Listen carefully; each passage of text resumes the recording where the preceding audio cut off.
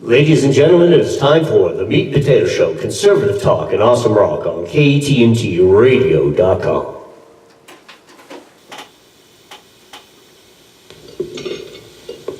Willie, you don't have to worry anymore. Those Russian guys won't be back. Those guys are bad mothers, Elwood. Serious shit. They kill people. They kill people? Listen, Willie, you gotta understand. Those goons are orphan remnants of the post-perestroika Soviet secret police apparatus, which until 1991 carried out its twisted interpretation of the original well-intentioned Marxist-Leninist doctrine vis-a-vis state security, which was massively corrupted by Lavrenta Beria in the 30s. Of course, once a mass populace is coerced into such behavior, as a permanent condition, a radical dialectic shift, such as Glasnost, produces guys like these, stunned headless automata whose only alternative in their new lives is the continuation of brutish measures to which their genetic code has been programmed since the fall of the Romanovs. It's great. Feel much better.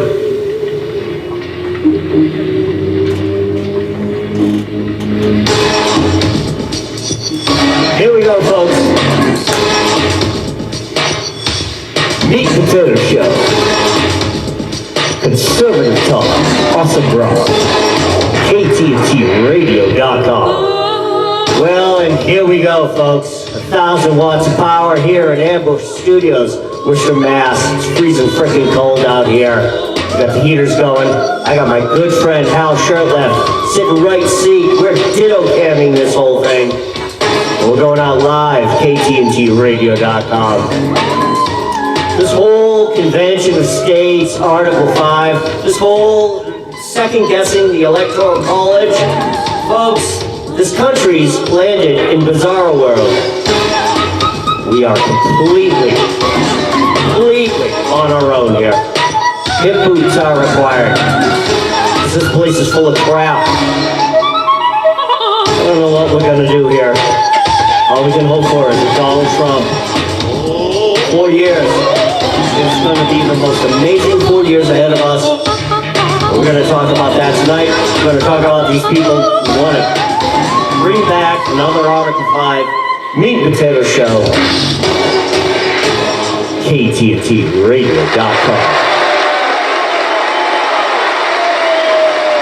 Thank you, Plava Laguna. So we got some great stuff tonight. Our featured artist tonight is going to be NXS Live from the Live Baby Live tour. And we have Michael Hutton from Americans United Against Tyranny, who's going to call in later on in a few minutes to talk and debate us pretty much on this whole Convention of States, Article 5. But to get to my great guest, a man who's been a mentor of mine, somebody who's been behind the scenes, not only in our Worcester Tea Party, but he and I have crossed paths a million times throughout the past 8 years on this path of liberty. Former New England chairman of the John Birch Society, is now camp director here in New Hampshire for Camp Constitution, my good friend Hal Shurtleff. Hal, please. Hey, thanks for having me on. It's a real honor and a privilege. I like this studio, and you're like a one-man band with all your equipment here, and you're the producer, director, and filmmaker. We do at the same everything. time. Yeah. We do everything. Well, after 8 years, I better be good at something that I'm doing. So anyway, Hal, let's talk a little bit about Camp Constitution. Let's open up with that before we get into our Convention of the States thing, because that's gonna take a while here. So anyway, yeah, Camp Constitution. We started the Camp Constitution. A few of my friends got it started in winter or the December of 2008. We held our first annual family camp in the beautiful town of Ringe, New Hampshire, in the southwest section of the state. And it was initially it still is an all volunteer entity made up of liberty-loving people. That not only do we want to secure the blessings for future generations, we want to actually prepare this generation. And our goal is to our motto is honoring the past, and it means the distant past of our great nation, and also a little more recent past. Teaching the present, not just young people, but adults. A lot of adults that don't know this important information, and then preparing the future. The next we're trying to pass the baton of freedom and liberty to the next generation because, quite frankly, our generation dropped it, and dropped it pretty badly. So, and in addition to the week-long, actually it's a week and a day now, we have a speakers bureau. On our website, campconstitution.net, you can find all the great things we have available. We just started the Speakers Bureau formally just a few months ago, and we've got a number of engagements in the next couple of months. Dr. Duke Pesta is one of the members of the Bureau. Tom DeWeese, in fact, Tom DeWeese was on a short list for the Trump administration. Wait a minute, what? Wait, Yeah. back up, go ahead. Tom DeWeese of the American Policy Center, one of the top guys fighting Agenda 21. I just got his email today, and a short list to be... He was on the list for a for position a cabinet somewhere. position somewhere, where you can do a lot of damage, hopefully. Undo what Obama and the Bushes have done and the Clintons have done for the last 20 years. You know what, it doesn't even matter if he didn't make it. It's kind of like the Olympics. Even though you got the bronze, or even if you lost at the Olympics. You got there. You know what, dude? You went to the Olympics. That's right. That's right. So there you go. Dr. Punamatula Kishore, who's freezing in the studio here, is also on the tour, and he'd be a great guest down the road. A documentary about his ordeal is being produced just as we speak. And we have, who else do we have? Reverend Stevie Kraft. Let's take a minute as we get into this. You want to come on the mic? I've got a third mic. I'm waiting for the phone call. Do you Okay, want to? sure. Yeah. Why don't we do that? All right, excellent. It's a free form. It's my show. You know how. Yeah, it's I own the network, so whatever. So, and then in addition to that, we have the Sam Blumenfeld Archives. Sam was a pioneer in the modern homeschool movement. If you're a homeschooler in the last 40 years, you probably know about him, know about his writings and works. And he bequeathed his library to me. And it was sort of a wonderful burden because we have all this great material, years of his speeches in cassette that we transferred to MP3 and MP4, his speeches that he was talking about these issues. You know, Common Core is a more recent problem. But he was talking about the federalization. He was talking about it in before. the 60s, in the early 60s, and how we dumbed down. And so his newsletters are up there on our website. We're getting, just on that page alone, about 150,000 views per month. Some unpublished manuscripts. And the man knew he was a publisher for Gossett and Dunlop. He published the Hardy Drew books and Nancy Drew, Hardy Boys and Nancy Drew. So a lot of that stuff, his alphaphonics, you can actually teach people how to read the right way, phonetically, on our website. Sure. Not only can you have the alphaphonics workbook in PDF, but you have 128 lessons. We're all old men. there. We that's how we learned. We all went through that. Well, what happened, I went to a public school, and they used Look-Say, and I had trouble with it. So my first grade teacher said to my mother, teach him at home. Well, my mother was born in 1920. That's all she knew was phonics. So I learned how to read phonetically. Sure. I mean, I was doing no stupid Dick and Jane, but I was sounding the letters out, learning what the sounds of letters and the vowels and so forth. Yeah, but you were a And kid at the time. I became a very literate person. And then we have a YouTube channel. You can visit a lot of our classes at camp and some of the other events. We go to historical reenactments and such. You'll find those online. And we have a bookstore. We do publish books. And we just republished a book called Color, Communism, and Common Sense. First published in 1958 by a former black American communist. Wow. Manning Johnson. And what motivated us to reprint it was the fact that Reverend Stevie Kraft got a hold of it. He was with me not too long ago.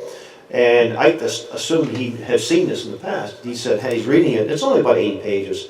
And he said, this could have been written yesterday. And I said to him that the playbook doesn't change. The names change. The word communist, you could put the word progressive in there, a socialist, or a George Soros backed person, and take out the word communist, and you get the same thing. How do we keep going down this path? How is it that, given that we know our past, and that we know that it's a failed situation back in the day, and knowing our recent history, the fall of the Berlin Wall, the death of Castro, this is all recent. We all know that socialism has the longest history of having the shortest history in the United States. Longest history of failure, right? We know How do we keep, why does this head keep turning? I think it's the fact that there's so many people that are totally misinformed or uninformed or just indifferent. But is that part of the plan to keep people Well, in my misinformed? opinion, it is. I think that if you look at the Common Core system, that's designed to dumb people down. Sure. So there's no question about it. You and I have covered this many You're not times, going to right? leave Common Right. Core and come out of there highly literate and informed. You're going to become basically what the state wants you to be. Yeah, but this is like 5.0. This is like Windows 10 as far as federal education is concerned. This has been happening for decades. It started Why? in this country. It started 79. I know. 79. The Department of Education. It started in the 1840s with Horace Mann. Horace Mann Well, went the to Germany. whole public. Horace Mann went to Germany. He went to Prussia. Prussia had state schools. When you have if you have a Catholic school, you teach the parochial school, you teach what the Catholic Church, Sure. which makes sense. If you go to a Baptist school, you want to teach what the Baptists Right. believe. So if you go to a state-run school, you're going to be taught what the state wants you to have. So Horace Mann left Prussia, and he said, "This is the future." And That he was was able his to. plan.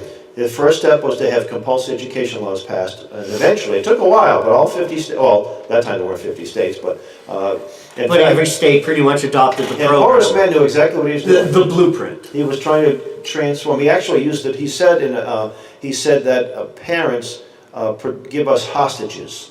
It's not about the children. And then John Dewey came on the scene the last half of the 1800s and the early 19, I think he lived to be about 19, lived almost 100 years old. And he was the next fellow. And John Dewey in 1898 wrote an essay where he said, "We do not need a literate nation." So they were discouraging literacy. And then along came the Dick and Jane books by George Count, and they got funding from the big foundations, the Rockefeller Foundation. And this look-say method was introduced back in the 1930s. If it wasn't for the Depression, we would have more functionally illiterates. But it wasn't until after World War II that most of the public schools were promoting this. And it was a famous book, well, famous in some circles, most people have never heard of it, Why Johnny Can't Read by Rudolph Fleisch. And Sam Blumenfeld, my dear late friend, he got a copy of it. A man said, "You need to read this." Because Sam, he was educated in New York City schools where, learn how to read phonetically and so forth in the 1930s. And Rudolph Fleisch pointed out the problem, the look-say method of reading. The look-say method of reading was designed to teach deaf people how to read. Deaf people can't hear sounds, so it makes sense for deaf people. And the good-intentioned man, William Gallaudet, a reverend from the Hartford, he was the one that said maybe we could try it in the public schools. It was adopted in Boston in the 1850s, and after 2 years they said this is a failure. And it was out for 80 years. So that's one of the problems. But I'd like to quote John Adams. John Adams he was president, wrote a letter to some militia officers of Massachusetts, and he said, "This Constitution," meaning the U.S. Constitution, "is for a religious and moral people. It is wholly inadequate for the governance of any other." Yes. So I think that's, and I think if Reverend Kraft were here, he would say it's a spiritual problem. And that's, I think, the foundation. I think it's interesting that you say that about that it was originally designed to teach deaf people. And I was sitting as you're finishing up your what you were talking about. I'm thinking to myself, I can see that. I can see how the look-see method to teaching a deaf person would work. Think about it, folks. One sense doesn't work. And what do we all know about people that lose a sense? The other senses take over. So I can understand that their ability to visually see and then maybe even phonetically pronounce the word works for them. But for somebody who can read and see and hear and everything else, I can see where that look-see method, something gets lost in there. So they look at letters as their pictures, like the Chinese Sure. language. Everything represents a picture, not a sound. Or our language is 85% phonetic. So when you teach children, and it's a phonetic reflex that you get, and then you come to public schools, and it's interesting, that educational rung was cut.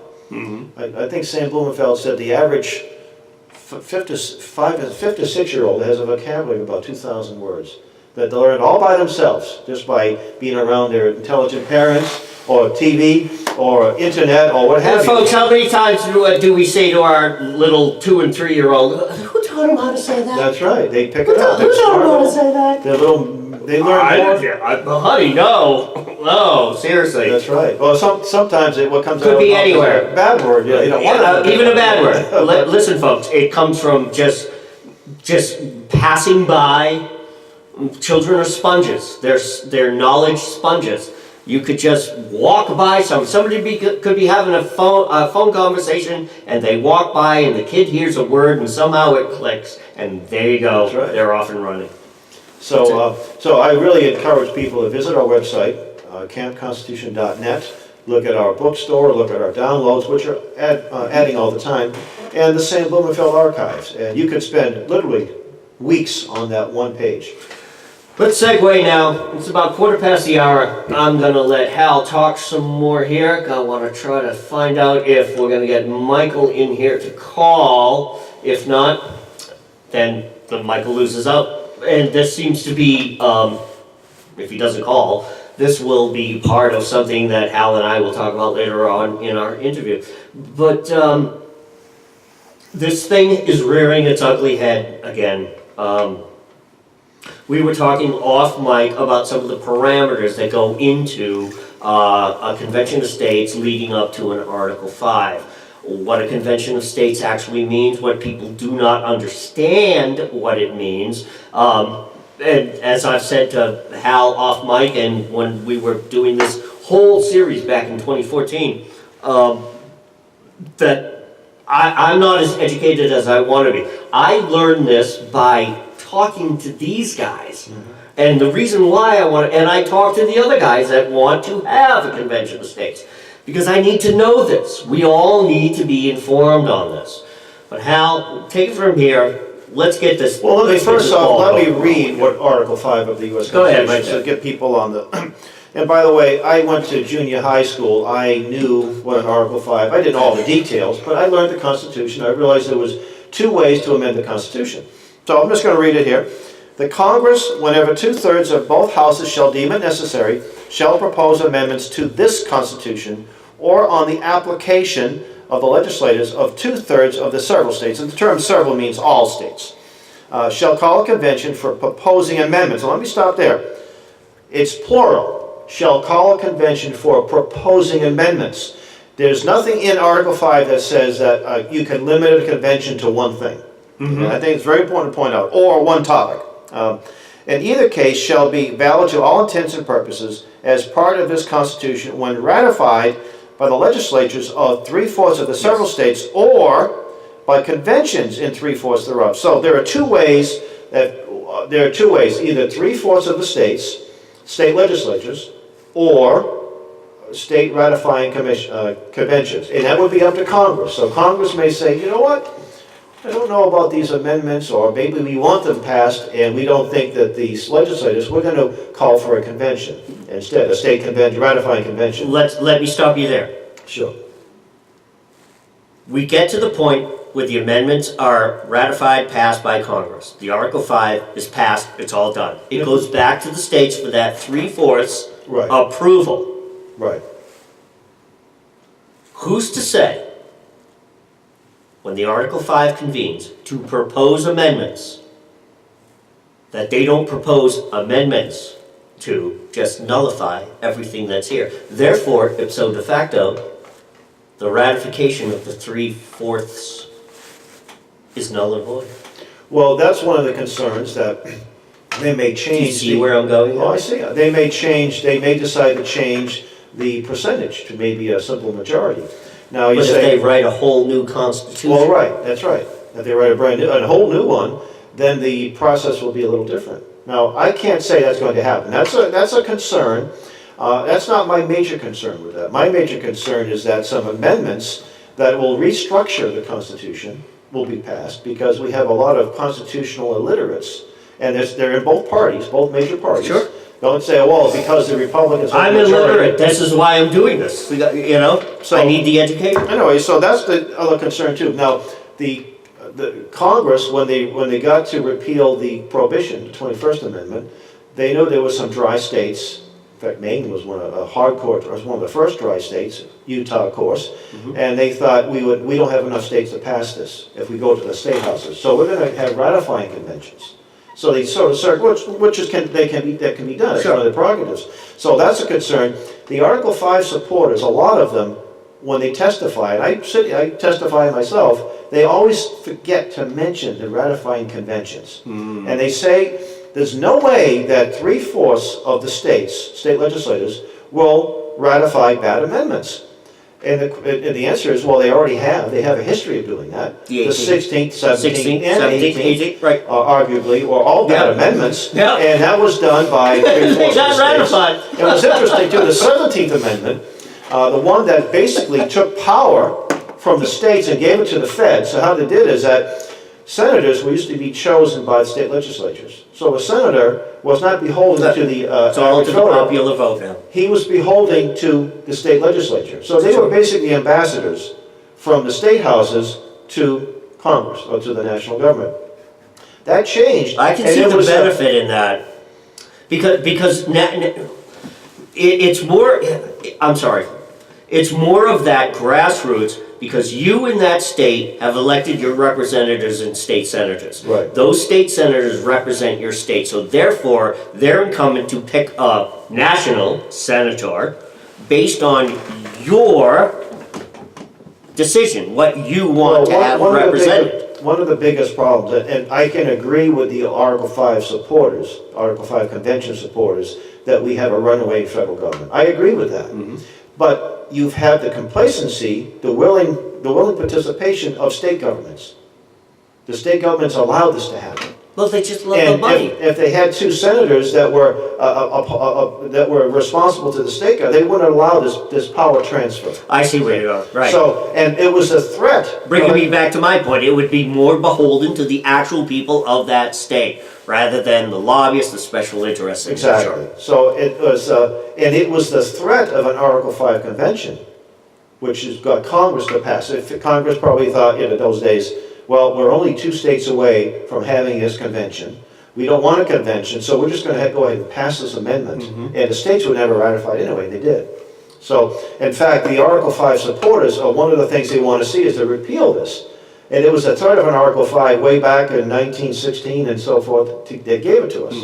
So yes, Congress, the state legislators have indeed passed bad amendments, more than 3/4 of them. And look at Common Core. 46 states took it. Now, it didn't go to the legislatures, but they're not getting rid of it very fast, are they? Even in these Republican strongholds. No. So anyway, so that's the gist of it. And there's a few things that were accepted. I won't do it. When you look at, I'm going to say it starts at the 17th Amendment. Some will argue the 16th Amendment, but Income tax. Yes, income tax. Throughout the 20th century, many of the amendments that came through weren't to expand freedom. Exactly. Yeah, civil rights here, there, that kind of thing, but they weren't necessarily to expand freedom and to limit government. They were more to take more of it away, to kind of compartmentalize and well, we're going to define the Constitution. Well, you look at the Bill of Rights, the first 10 amendments. This was a restriction on Congress. Yes. It was what Congress cannot do, what the federal government cannot do. And the 9th and 10th Amendments basically said, and if we forgot anything, you can't do that either. You can't, right. And the 10th Amendment says the powers now specifically granted to the federal government, and the powers are limited. And people understood the Constitution. They talk about the president. Oh, boy, some people didn't like Trump, some people love him. President's duties are very limited in the Constitution. Very limited. So if we had a constitutional president, it wouldn't be that big a deal. So the liberals have no reason to complain. Oh, we've got this bad guy.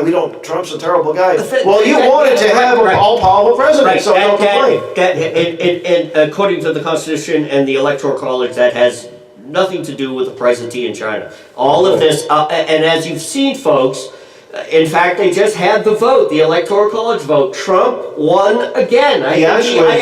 He picked up a couple, didn't he? Well, actually, I think there were 6 unfaithful delegates for Hillary. I think they voted for Bernie. They voted for Bernie. They thought it'd be a lot of people. Okay, so a small correction. Trump might have not picked up more delegates, but Hillary got even less. That's right. That's right. So again, here we go. This is what makes our Constitution great and makes the whole foundation And let of me it point out this great. too, this is my concern. I knew as soon as Trump got elected, and that he may have got the popular vote if you discount some of the illegal aliens voting, but it looks like Hillary got the popular vote. And I said, sure enough, that the folks on the left are gonna start trashing the Electoral College, and that's what they've been doing. And one of the men behind that is Larry Lessig, Professor Larry Lessig from Harvard, who, by the way, is one of Oh, there's a ghost name from the past. Yeah, well, he's a colleague of Mark Meckler, who was the founder of Convention of States.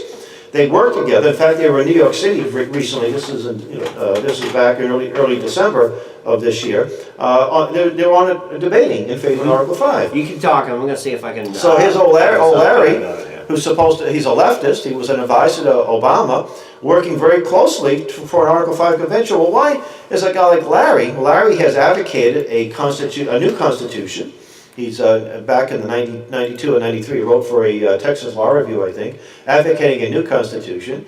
He doesn't like the Electoral College. So can you imagine a convention being held and the likes of Larry Lessig? His people will be represented there. It's not just going to be people like Mike Farris and Mark Meckler, and I have some issues with some of their positions too. So you're going to have a lot of people who do not share the concept of limited government in the Constitution. They don't like the Constitution. In fact, if you go to the Convention of States website, you will see an introductory video by Mr. Mike Farris. Mike Farris is the founder of the Homeschool Legal Defense Association.